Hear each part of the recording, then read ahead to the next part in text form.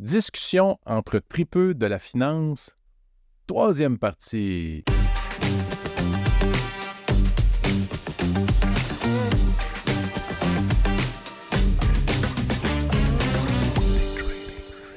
OK, on est en feu, on tripe, on vit plein de belles choses, des belles petites subtilités là, qu'on a depuis tantôt, toujours en compagnie de mes deux amis. Donc, maintenant, on est comme les trois mousquetaires et on peut s'amuser là-dedans. Donc, on se lance, on poursuit, puis là, on commence on the spot comme ça avec Michel. Intelligence émotionnelle. Je suis sûr que tu as quelque chose à dire là-dessus. Je suis sûr. Ah, intelligence émotionnelle, j'adore. Deux facettes. Ta relation par rapport au marché et ta relation par rapport à toi. Les deux, on doit travailler là-dessus. Oui, très bien. François? Complexe et pas donné à tout le monde. Puis là, on a dit dans l'autre épisode, c'est ça, on va être plus expéditif. On va s'en permettre un petit peu. On a droit à plus de mots, mais c'est parfait. L'intelligence émotionnelle, pour moi, c'est incontournable dans tout ce qu'on fait dans la vie. Le plus qu'on travaille là-dessus, le plus qu'on sauve de l'énergie puis du temps, puis plus qu'on est efficace dans la vie.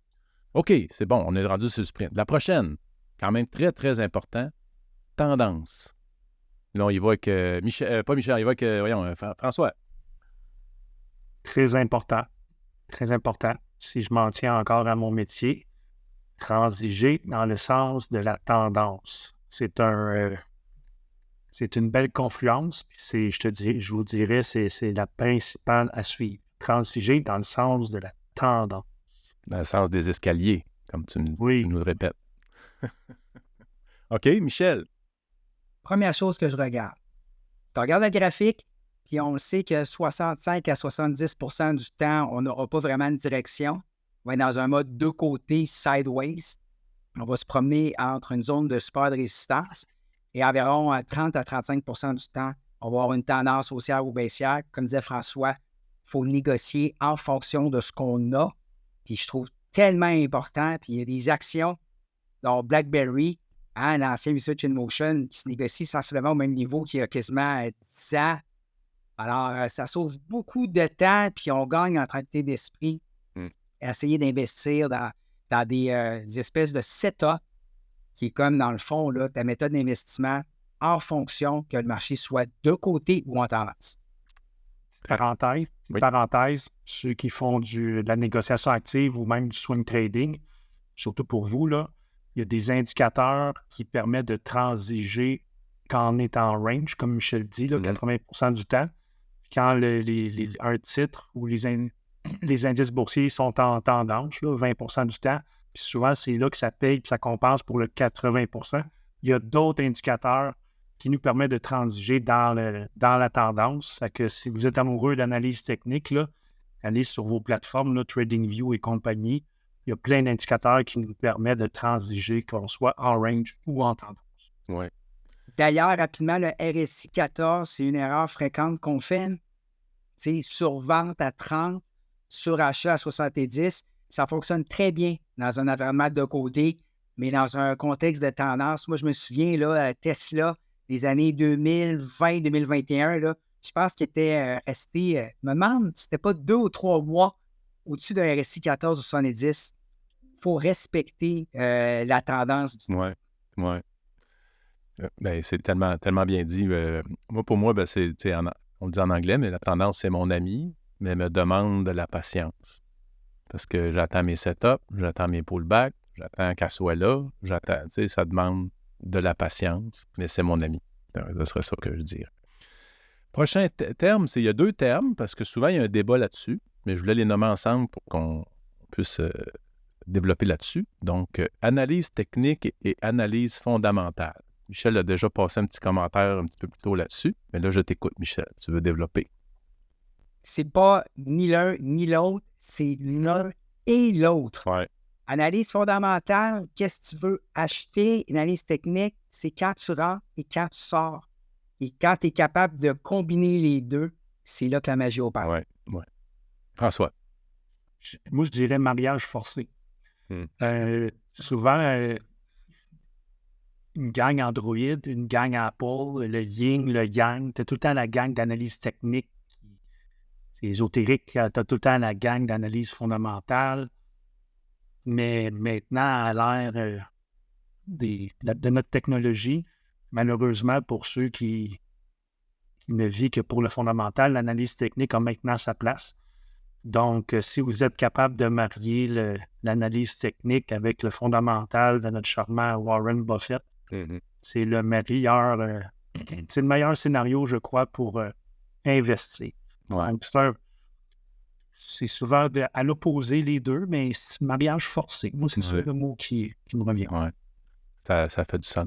Moi, ce que je trouve, c'est que quand on commence, je me propulse plus qu'une décennie en arrière, mais quand on commence, on focus vraiment sur l'analyse technique. C'est comme on ne connaît pas l'analyse fondamentale, puis donc on est trop dans l'analyse technique. À un moment donné, dans mon cas, en tout cas, je l'ai découvert, je l'ai étudié. Les deux vont ensemble, mais un après l'autre. Fait que quand je me suis mis à étudier mon analyse fondamentale, je commençais avec la technique, puis je validais avec mon analyse fondamentale. Puis là, en prenant de l'expérience, c'est l'inverse.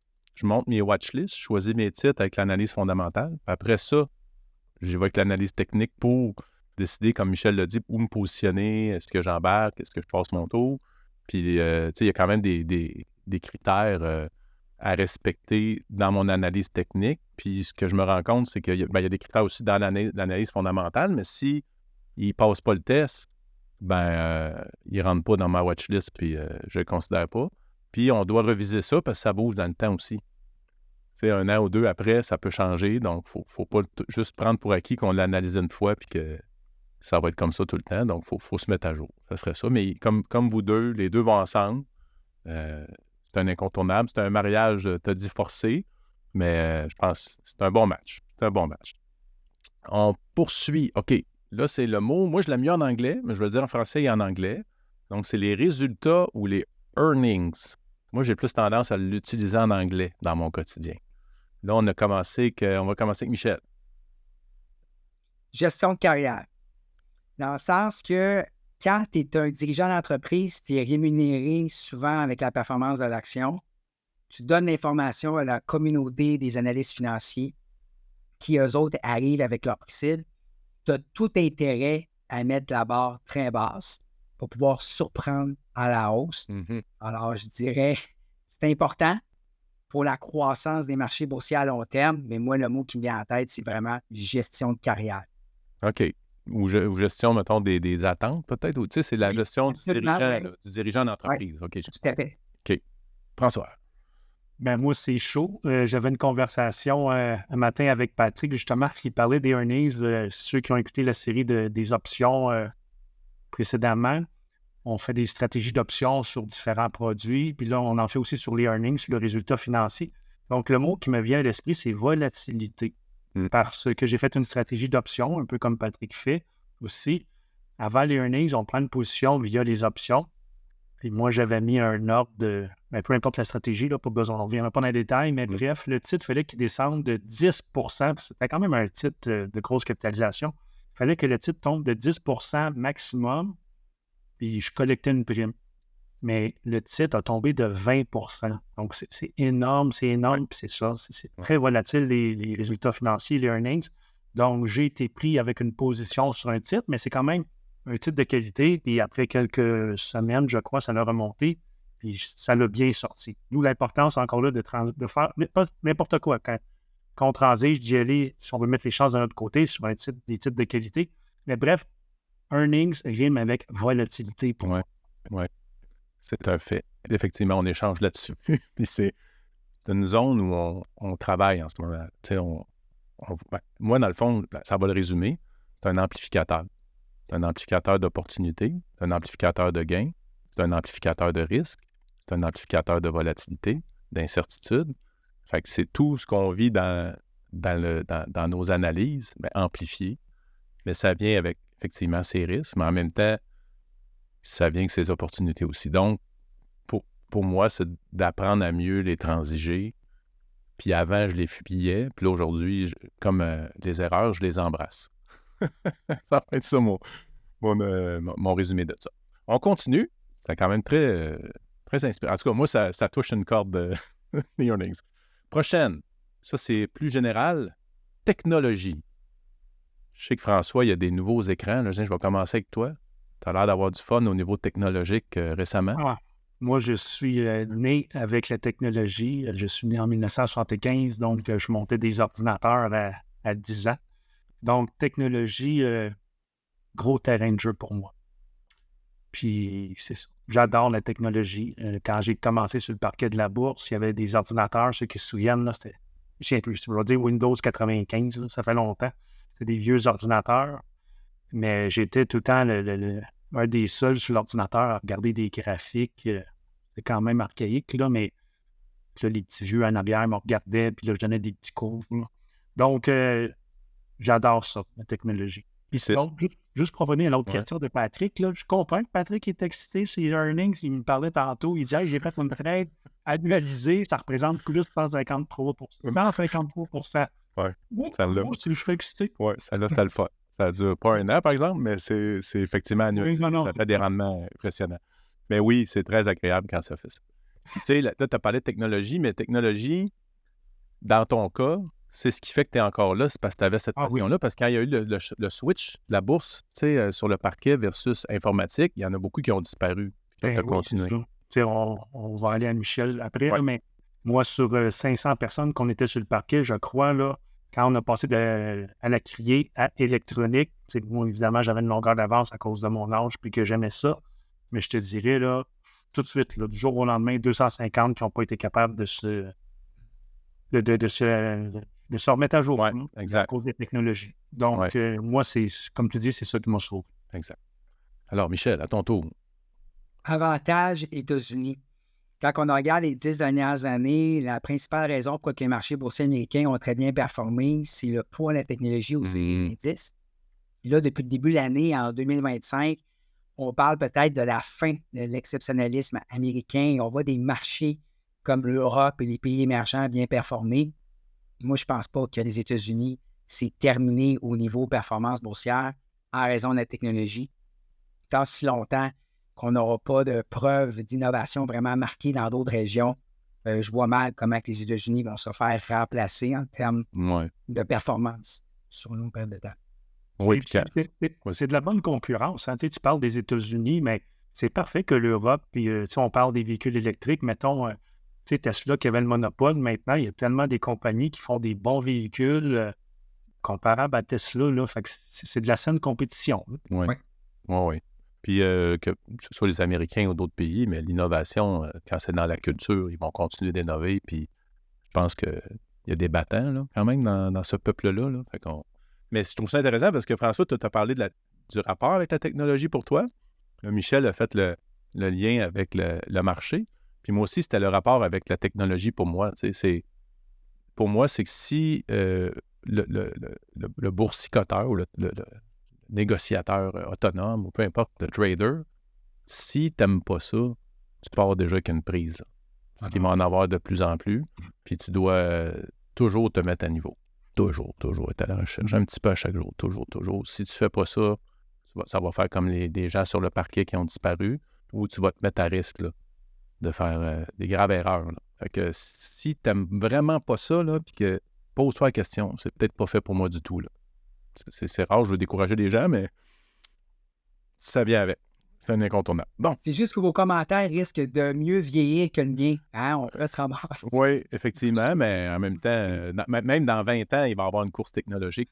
Oui, quand même, tu sais. Fait que ça va même s'accentuer, oui. On le voit, là. Tu sais, aujourd'hui, l'intelligence artificielle, ça remplace, ça déjà, puis c'est ça qui va arriver, ça remplace mes amis qui sont courtiers, là. Ouais. C'est bien beau d'utiliser des 12 000 indicateurs, analyse technique. Maintenant, avec l'intelligence artificielle, ça peut, je ne veux pas dire que ça va remplacer ça, mais ça peut accélérer beaucoup des choses. Oui, puis il faut se l'approprier. Il faut mettre du temps. À tous les jours, l'IA, je mets du temps. Puis des fois, c'est le fun, des fois, ça fait peur, des fois, ça ne me tente pas. Mais à tous les jours, je mets du temps. Pas juste à l'utiliser, là, à l'apprendre, là. Regarde, l'autre jour, j'étais sur, je pense que c'est Best Buy. Je ne me souviens plus quelle compagnie, Best Buy, mais l'agent conversationnel, tu sais, je le sais que je le sais. Oui, je pense que je le sais que je parlais à un robot, mais c'était tellement bien fait, le AI, là. Ouais. Écoute, je parle-tu à un humain, là? Mais c'est sûr que je parlais à un robot, mais ils ont tellement développé leur Ouais. agents conversationnels, ils ont tellement rendu ça intelligent que c'est à s'y méprendre. Là. Oui. Puis il risque de faire moins d'erreurs qu'un être humain dans ce qu'il te répond aussi. Là. Tu sais, il y a de ça aussi, plus ça avance. OK, là, moi, je pense que, parce qu'on ne peut pas avoir 12 épisodes non plus, on va activer, on va y aller rapidement, puis on donne une go, c'est un blitz final. Fait que si ça déborde un peu, si ça vous va, on le dépasse le 20 minutes. Mais là, on y va à la volée. Donc, cycle. On y va avec Michel.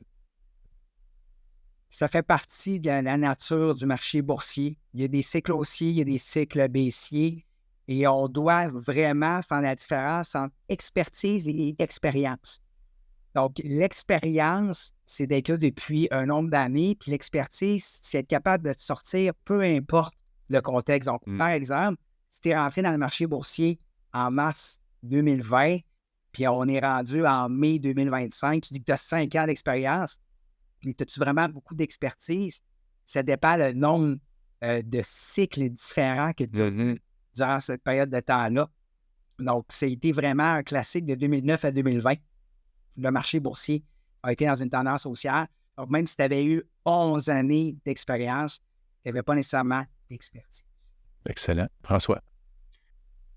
Dans le même sens que Michel, le premier mot qui m'est venu, c'est le cycle boursier. Les hauts, les bas, il faut vivre avec. Ouais. Moi, c'est essence vitale. Le mot qui me vient, c'est que s'il n'y a pas de cycle, il n'y a pas d'opportunité. Ça nous en prend. Sinon, ça va juste être flat. Il n'y a rien qui se passe. On continue. Volatilité. Là, je vais avec François. Bien, j'en reviens au mot earnings. Mais sinon, volatilité, moi, j'adore ça. Donc, je dirais relation amour-haine. J'aime beaucoup ça, mais des fois, maudit, ça me fait CHI. Ben oui, c'est ça. Amour-haine. Michel. Moi, je vais reprendre une citation de Morgan Housel. C'est le prix à payer pour avoir un bon rendement à long terme. OK.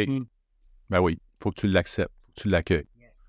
Puis là, moi, j'avoue, je n'avais même pas réfléchi. Je vais y aller à la volée, mais volatilité, c'est comme les cycles. C'est à travers les cycles. En fait, même plus c'est volatile, plus il y a l'opportunité, plus il y a le risque, comme l'amplificateur, comme les earnings, comme tu as dit François. Fait que c'est le résultat, si on veut, de ces situations-là. Ça serait ça pour ça. On poursuit avec habitude au pluriel. Je l'ai mis au pluriel, celui-là. On va y aller. Michel en premier. C'est tellement important d'avoir des habitudes. Dans un premier temps, ça réduit ta charge mentale. Deuxièmement, le marché boursier, tu n'as pas de contrôle sur ce qui va se passer, mais tu as le contrôle sur tes actions. Donc, d'instaurer des habitudes de 100% de contrôle versus des objectifs financiers qui n'ont pas nécessairement le contrôle si tu vas l'obtenir ou pas. Puis dans un troisième temps, c'est très rassurant. Ça détend en sachant de te référer à tes habitudes. C'est pour ça que certaines personnes ont des rituels. Donc, peut-être, je ne sais pas moi, François, quand tu négocies, tu as peut-être une calotte chanceuse, mais ça fait partie là, d'un moyen pour toi. Si ça te calme, tant mieux. Oui. François, d'ailleurs, as-tu une calotte chanceuse? Non, mais moi, je vais y aller avec discipline. Habitude, ça vient avec discipline. Puis, c'est ça. Ça devient routinier. Mais la routine, j'en parlais avec Michel dans un autre moment, la routine, ça peut être plate. Mais si ma routine est plate dans le trading, c'est parce que ça va bien. Donc, habitude, routine, discipline. Ouais. C'est ça les deux mots. C'est le mot, moi, que j'avais, c'était routine. Puis c'était vivre la routine. Parce que quand j'étais jeune, je fuyais et je détestais la routine. Je m'organisais pas dormir du même côté du lit. Je m'organisais, tu sais, puis même pas me coucher aux mêmes heures. Puis là, plus je vieillis, plus je me rends compte que c'est sain. C'est sain de se coucher à la même heure le soir pour le corps. C'est sain d'avoir les petits rituels. Tu sais, moi, j'ai ma pièce de monnaie là, sur Memento Mori, là, qui est le « Souviens-toi que tu vas mourir et rappelle-toi de vivre ». Donc, à tous les jours, avant de commencer, je pars avec ça. Donc, c'est précieux. C'est peut-être ma dernière journée même. Parce que, tu sais, on fait du placement pour le long terme. On peut disparaître demain. Donc, vive la routine. Ça serait ça, moi. Le prochain, là, je vais y aller direct. Gourou. Je vais commencer avec François. Forex. Forex? C'est le premier mot parce que Tu sais, le mot gourou, là, moi, à part la chanson Gourou de 2008, là, techno, là, ce mot-là, je ne l'utilisais pas bien, mais depuis que je suis dans le milieu boursier, plus sur Internet, là, depuis 2018, à chaque fois que je vois le mot gourou, c'est souvent associé à Forex. Puis est-ce que tu te fais, toi, des fois, traiter de gourou, tu sais, parce que tu as une position de notoriété, là? Oui, c'est plate. Mettons, je ne vendrais pas de formation, je serais traité comme un dieu du trading, puis maudit François, il est bon. Là, depuis 7 ans, je forme le monde. C'est marginal, là, mais il y a du monde qui dit là, t'es un gourou, t'es un charlatan. C'est quoi cette affaire-là, là? Ouais. C'est ça. Fait que gourou, c'est pas un. C'est péjoratif, ça. Péjoratif. Ouais, c'est pas bon. Puis c'est plate parce que des fois, ça peut te coller à la peau. Puis c'est pas mon cas, là. C'est vraiment marginal, là. Mais c'est pas le fun, se faire dire. Se faire traiter de gourou, c'est. Non, c'est pas bon. Je sais pas si on pourrait. Y a-t-il un bon terme pour gourou? Y a-t-il une bonne application à gourou? En tout cas, moi, avec les dernières années, c'est comme gourou, non, c'est péjoratif. Je sais pas s'il y a un bon sens à ce mot-là. Mais si tu vas en Inde, là, François, c'est positif, gourou. Tu sais, c'est bon. Pour moi, tu sais, mais effectivement, c'est péjoratif, mais je veux laisser parler Michel pour pas voler la place. Ça va dans le même sens que François. D'ailleurs, j'avais déjà lu à un moment donné que le mot gourou a été créé parce que c'était moins compliqué à dire que charlatan. Pour vrai? Non, ouais. OK. Puis, tu sais, dans le fond, il y a 2 éléments. Le premier, c'est vraiment indépendance d'opinion. C'est vraiment de se détacher de l'opinion d'autrui puis faire ses propres devoirs.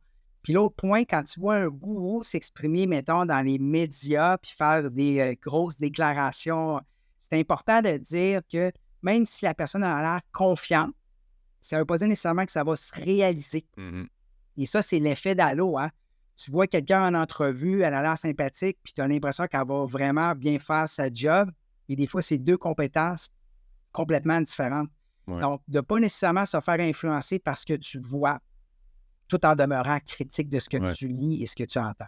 C'est très, très bien dit. Moi, c'est le mot qui me venait, c'était sens critique.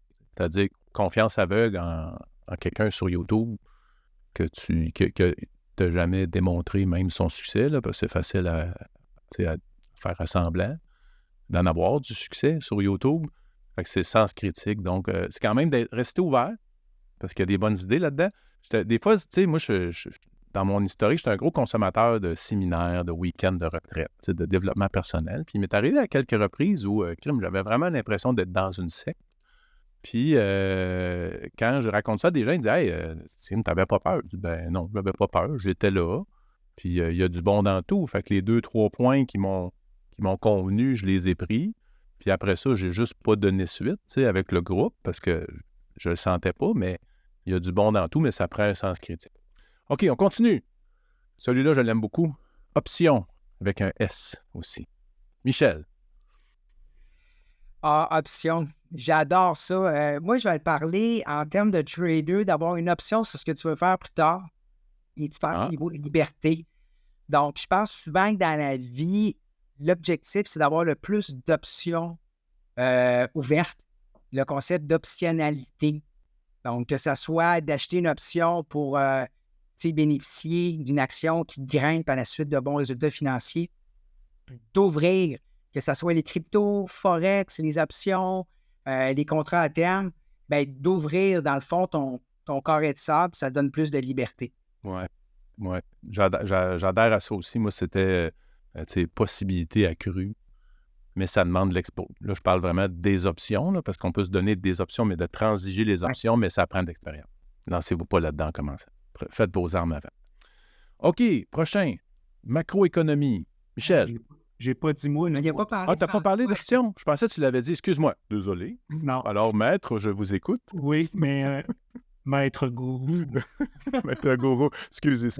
Gourou. Non, parce qu'on a beaucoup parlé d'options dans les podcasts précédents. Ouais. Donc, je vais y aller autrement. La première chose qui m'est venue à l'idée quand tu as parlé, t'as dit le mot option, volant chauffant. Moi, j'ai eu une fois j'ai déjà eu une fois un volant chauffant dans un de mes véhicules. Puis ça a été la seule fois. Puis je dis, Caroline, c'est une option de fun, ça. Fait que c'est pas trading pantoute, là, mais option volant chauffant. OK. Donc, c'est une plus-value. On va l'interpréter de même. C'est un plus. OK. Une belle option pour un véhicule. Fait que là, OK. Fait que là, on va switcher à Michel pour pas trop que ça soit juste François. Macroéconomie. Relation Intermarché.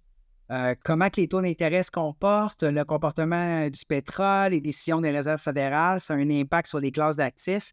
Puis ces classes d'actifs-là, ils ont des liens entre elles. Je trouve ça super important d'avoir des connaissances au niveau macroéconomique, surtout dans une posture où tu es beaucoup plus actif. Si tu es un investisseur à long terme, c'est moins important. Oui. François. Oui, manque de connaissances. Je dirais macroéconomie, il n'y a pas beaucoup de... Je sais pas, là, on n'en parle pas beaucoup. On est beaucoup dans l'analyse technique, justement, puis le gros fondamental, mais la macroéconomie, c'est super important quand même à connaître. C'est ça qui fait qu'on va gagner plus d'argent ou en perdre moins. Pas nécessairement, mais c'est une belle façon d'être éduqué, de suivre ce qui se passe sur les marchés et dans l'économie en général. Excellent. Moi, pour ma part, c'est un impératif à maîtriser.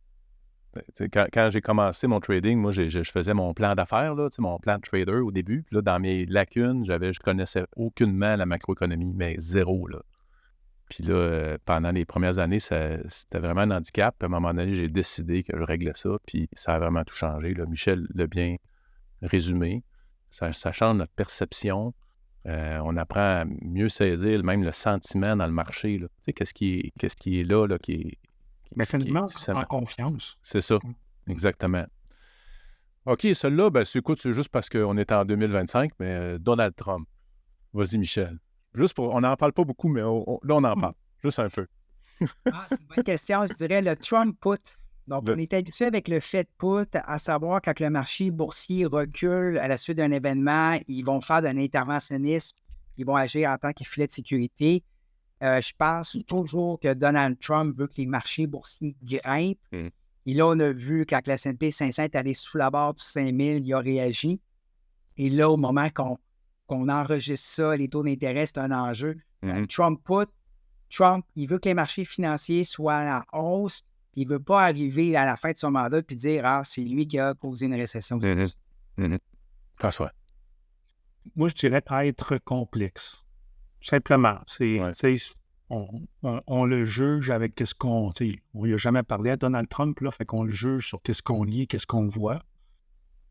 Mais c'est ça. C'est un être complexe. Ouais. C'est ça, je dirais. Puis sinon... qu'est-ce que je voulais dire? C'est ça, il y a certains journalistes qui ont dit c'est le fun avec Donald Trump, on n'a pas besoin de contre-vérifier, on n'a pas besoin de voir ses sources, on n'a pas besoin de voir si c'est vrai ou faux, qu'est-ce qu'il dit, parce que la majorité des choses, qu'est-ce qu'il dit, souvent c'est faux. Parce qu'avant, tu sais, il y a beaucoup de politiciens qui manquent, le Trump, puis pas les autres, là, il y a beaucoup de politiciens, mais souvent les journalistes, c'est là qui vérifient c'est-tu vrai, c'est pas vrai, qu'est-ce qu'il dit, puis ils disent avec Donald Trump, il a tellement facilité ça, ils n'ont plus besoin de faire de trop de due diligence, là, de faire des vérifications. C'est souvent faux. C'est plus flagrant, c'est ça. Je ne veux pas parler contre lui, je ne veux pas parler pour lui, mais je dirais un être complexe. On le jugera dans 4 ans. Oui. Pour moi, c'est 2 mots, c'est chaos et adaptabilité. Parce que il m'a vraiment ébranlé. Quand la dynamique, là, quand il est arrivé là, ça m'a ça m'a freiné dans mes élans. Puis ça a fucké plusieurs stratégies que je faisais. Fait qu'il a fallu que je m'adapte. Puis c'est ça. Fait que c'est juste ça, dans le fond, de développer, d'être, c'est ça, flexible et s'adapter. Là. Pour les amoureux de la volatilité, un des mots précédents, Trump, c'est parfait. Exact. Les amoureux de volatilité, il joue bien son jeu. Exact. Sur le marché. Prochain mot. Donc, chasseur de stop ou stop hunting, stop hunter en anglais. On y va avec François pour commencer. Quoi-tu à ça? Est-ce qu'il y a des chasseurs de stop? Stop hunter, c'est quoi le premier mot? Je ne veux pas dire manque de connaissances. Avant, ça pouvait fonctionner. Maintenant, beaucoup moins. À cause que les marchés sont ultra liquides, c'est plus dur. Je ne veux pas dire, c'est ça le mot, là, légende urbaine. Oui, mais plus beaucoup aujourd'hui. Non.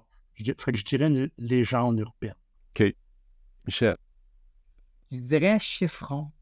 Oui, Ça, c'est Souvent, les gens Mhm. ont tendance à analyser un titre, puis là, on va dire, je vais acheter à tel prix, puis on va être de chiffron. Même principe quand on vend. D'ailleurs, petite anecdote, quand tu arrives pour mettre du gaz, souvent, on essaye là, d'avoir le niveau là, parfait de chiffron C'est autour vrai, de on amène la planche jusqu'au bord, là. Ouais, je pense que j'avais déjà lu une statistique que 60% du temps, on arrive là, sur le chiffron, puis je pense quelque chose comme 5 ou 10%, on arrive à une scène au-dessus ou en dessous.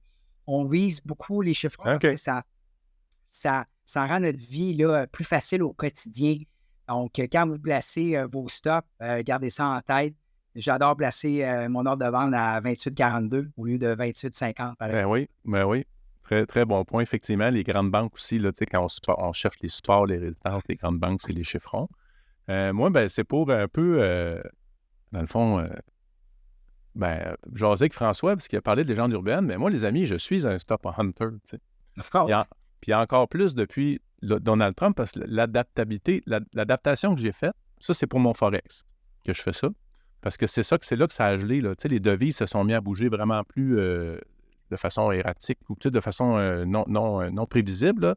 Fait que là, ce que j'ai fait, c'est que je fais mon analyse, je place mon entrée, je place mon stop-loss, je place mon take-profit, puis là, mon entrée devient mon stop-loss. Fait que là, je mets un ordre limite où j'aurais mis mon stop-loss, je décale un peu mon stop-loss, je laisse ma cible à la même place, mon ratio vient d'augmenter de gain, risque vient d'augmenter incroyable.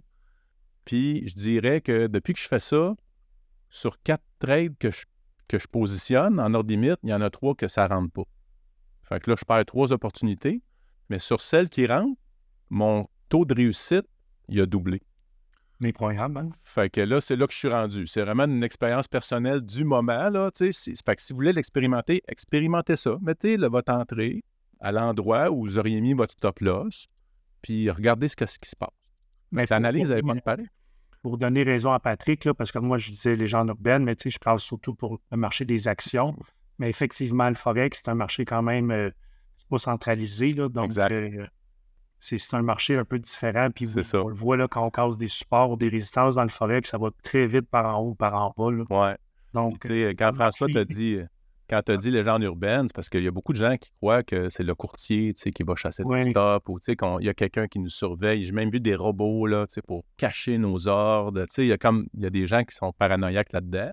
Moi, je pense que c'est ça que tu voulais dire quand tu as parlé de légende urbaine, c'est qu'il n'y a pas quelqu'un qui me spot, moi, Patrick Gaulin. Non, c'est ça. Hey, où ton ordre, puis je vais aller le sortir. Tu sais. Mais moi, je m'amuse parce que je dis, dans le fond, on peut le deviner un peu, là, tu sais, c'est où qui sont les stops. Puis à date, là, ça m'a permis, honnêtement, parce que j'ai vraiment gelé, là, quand Donald est arrivé. Puis fait que là, j'ai fait, à minute, là, je ne trade plus, là, le Forex. Fait que là, j'ai fait, qu'est-ce que je peux faire? Je dis, ben, je vais essayer ça. Puis ça m'a redonné confiance. Ça m'a donné tellement de jeux que mon ratio gain-risque est tellement plus élevé que j'ai le droit de me tromper 80% du temps, tu sais, avant de tomber dans le rouge. Fait que je suis officiellement, ça a été nommé un stop hunter, puis je suis pas méchant pour autant, là. Je suis pas un gros profiteur de la lacune des autres. Donc, ceci étant dit, il reste 2 mots. Celui qui me vient là, ben le premier, c'est la prime, le prime. Fait que là, je vais y aller avec François un petit peu, parce qu'on est Ça en amour. ça rime avec le mot option. Ouais. Donc, un peu comme Patrick puis moi, on transige les options quand dépendamment des stratégies qu'on fait, là, si, mettons, c'est vendre des options, mais on veut vendre avec une prime, une grosse prime. Un matin, là, on en parle j'en ai parlé un matin, j'ai proposé quelque chose à Patrick, puis il dit « Ah, ben moi, la prime n'est pas intéressante. » Non. Donc, prime, moi, ça vient avec le mot option. Excellent. Michel. C'est fantastique qu'on a des profils vraiment différents. Moi, j'ai pensé études primes. Primé, là. OK. Puis je pensais à la température émotionnelle. L'importance de se poser la question, comment je me sens aujourd'hui? Est-ce qu'il est arrivé un événement par rapport à ma famille, ma conjointe, le trafic, à ma job? Est-ce que je suis en bonne posture pour faire des transactions? Et si je suis prime, dans le fond, je cours le risque de faire de mauvaises transactions. Oui. Mais c'est comme tu dis, c'est fascinant parce que c'est vraiment un autre regard, mais tout aussi, encore plus important en fait, peu importe l'outil. Moi, ce qui allait avec prime, c'était cash flow. Je le vois comme ça. Je suis capable, avec les mêmes mêmes actions que je faisais, tu sais, les mêmes positions que je faisais de générer un cash flow supplémentaire. C'est comme ça que moi, je le fais. Dernier mot, parce que là, le temps passe quand même impressionnamment. Mindset. On avait fini une saison avec ça. Fait que là, on finit notre autre saison avec ce mot-là. Là, je lance la parole à Michel pour commencer. Mindset. Le mindset, c'est tellement important si tu veux être là pour le long terme. Puis quand on parle de mindset, c'est de bien penser, c'est bien s'autogérer. Et ça, là, ça prend vraiment là, de te soigner à plusieurs facettes au niveau mental, physique, émotionnel.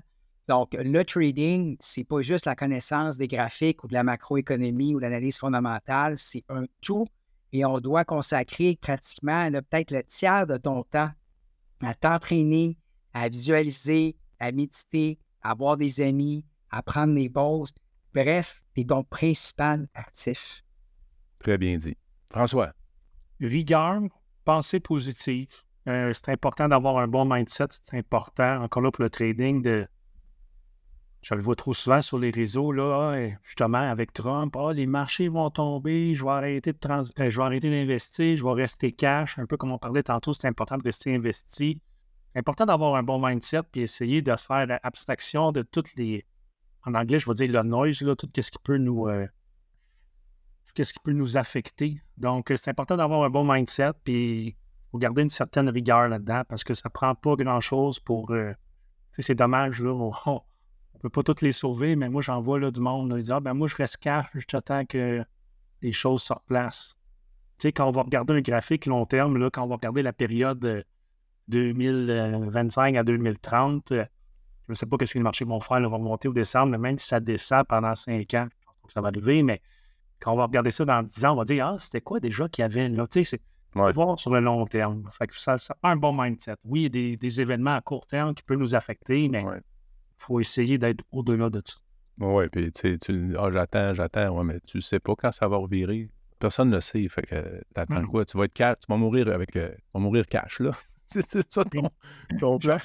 On parlait de la technologie, là, quand j'étais plus jeune, là, je montais des ordinateurs, puis François, je vais attendre l'ordinateur. Tu sais, la technologie des ordinateurs, ça change tout le temps. Hein, ça change tout le temps. Mais à un moment donné, c'est comme acheter une maison. Là, si tu attends. Moi, j'ai encore un ami qui attend pour s'acheter une maison, puis ça fait 30 ans qu'il est en location. Là, je veux dire, il n'y a pas de bon moment. Si on attend, ça marche pas. Ouais, à un moment donné, il faut payer sur Enter, puis on embarque. Ouais. Moi, pour moi, mindset, c'est succès. Tu n'as pas le bon mindset, tu n'auras pas de succès. Puis le succès étant pas juste financier, là, réussir sa vie, pas juste réussir dans la vie, tout tient avec le mindset. Alors, messieurs, on a fait le tour. Ça a été un long épisode, celui-là, quasiment 40 minutes. C'est impressionnant. Ça passe vite, hein? C'est incroyable, là, comment on a du fun. J'espère que... Écoute, moi, je pense qu'on pourrait refaire ça, là, dans 1 an, pour le fun, avec d'autres mots. Tu sais, on va pouvoir les trouver, là. C'est comme amener... Puis, je sais pas, avez-vous envie, chacun... mettons, Michel, as-tu envie de faire juste un petit mot de la fin avant qu'on salue les gens? Bien, bravo d'être là, de prendre le temps là, de visionner ou d'écouter les balados parce que vous avez à cœur votre développement, vous avez à cœur d'apprendre. Toutes mes félicitations et merci à vous deux pour ces beaux échanges. Excellent. François? Bon, mais le mot de la fin de la saison de ma part, premièrement, Patrick, je voulais te remercier. Merci beaucoup d'animer ça. Tu es un homme passionné, passionnant. Puis j'ai autant de plaisir qu'au début de travailler avec toi. On dit s'amuser avec toi. Ouais. Puis merci beaucoup, Michel, de prendre du temps avec nous. Je sais que tu es un homme occupé, tu as tes projets de ton côté. Puis merci beaucoup d'avoir joué avec nous. Wow, c'est ça. Vraiment bien. Ben, moi aussi, c'est ça. C'est merci aux éditeurs, auditrices. Dans le fond, c'est sûr que si vous n'étiez pas là, on ferait ça dans la cuisine en jasant, mais ça ne serait pas la même démarche. Puis merci, ben, vous deux aussi, dans le sens, dans le groupe des trading, ça, je l'avais dit au début là, du podcast, dans la communauté, on découvre, on tisse des liens qui sont beaucoup plus forts qu'on s'imagine. Parce que, tu sais, Michel, on ne se parle pas tous les jours, mais tu sais, moi, je te lis, à chaque fois, je te lis, on s'échange de temps en temps, hein, tu sais, mais il y a un lien qui s'est tissé. C'est comme si on était des vieux chums là, qui se connaissent depuis toujours, puis avec un sujet commun en plus, mais tu sais, tellement des belles personnes. Tu sais, quand on travaille sur soi, c'est ça le trading, c'est ça les finances, il faut travailler sur soi. C'est super inspirant. Fait que pour moi, c'est un privilège d'être là. Ça fait partie de mon gaz. Là, je vais surfer là-dessus aujourd'hui. Là, on va avoir de l'énergie incroyable. Même les épisodes, quand on les sort, je les réécoute. Je me nourris de ça. Puis j'y crois. J'y crois aux 500 épisodes. C'est pas une obligation. On se rend si on se rend. Puis là, le 500e, on répète, c'est Michel qui va être avec nous autres. Peut-être dans 8 ans, je ne sais pas quand, là, ça va prendre du temps. Donc, je termine la saison avec cette petite maxime-là traditionnelle. Et juste avant, François me dit « Abonnez-vous, les amis. Si vous voulez être au fait, quand on revient là, dans une couple de semaines, dans un mois et demi, on va revenir. Si vous voulez être avisé, cliquez sur la petite cloche sur YouTube, cliquez sur l'abonnement. » Je l'ai fait. Ceci étant dit, Maxime, le boursicoteur qui développe son vocabulaire assidûment a plus de chances de saisir les opportunités de la vie lorsqu'elles se présenteront. Alors, bonnes vacances, bon trading, à la prochaine saison.